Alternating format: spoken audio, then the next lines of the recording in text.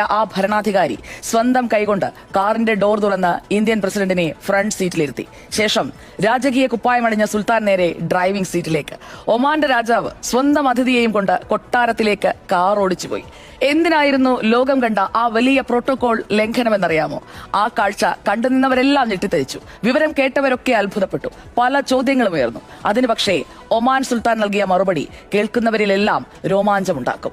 അന്ന് എന്റെ കാറിലിരുന്നത് കേവലം ഇന്ത്യയുടെ പ്രസിഡന്റ് അല്ല, മറിച്ച് പൂനെയിൽ ഞാൻ പഠിക്കുന്ന കാലത്ത് എനിക്ക് അക്ഷരം പകർന്നു നൽകിയ എന്റെ സ്വന്തം പ്രൊഫസറാണ്. ഒരു വിദ്യാർത്ഥി തന്റെ ഗുരുവിന് നൽകേണ്ട ദക്ഷിണ മാത്രമാണത്. സുൽത്താൻ ഇന്ത്യയെയും ആ മഹാനായ മനുഷ്യനെയും അത്രമേൽ ആദരിച്ചിരുന്നു എന്നതാണ് യഥാർത്ഥ സത്യം. ഈ സംഭവം നമുക്കെല്ലാവർക്കും നൽകുന്ന സന്ദേശം ചെറുതല്ല. അധികാരത്തിന്റെയോ സമ്പത്തിന്റെയോ യാതൊരു അഹങ്കാരവുമില്ലാതെ പ്രായം കൊണ്ടും പദവി കൊണ്ടും തന്നെക്കാൾ വലിയ ഒരു മനുഷ്യന് മുന്നിൽ തലകുനിക്കാൻ കാണിച്ച ആ വലിയ മനസ്സ്, അതാണ്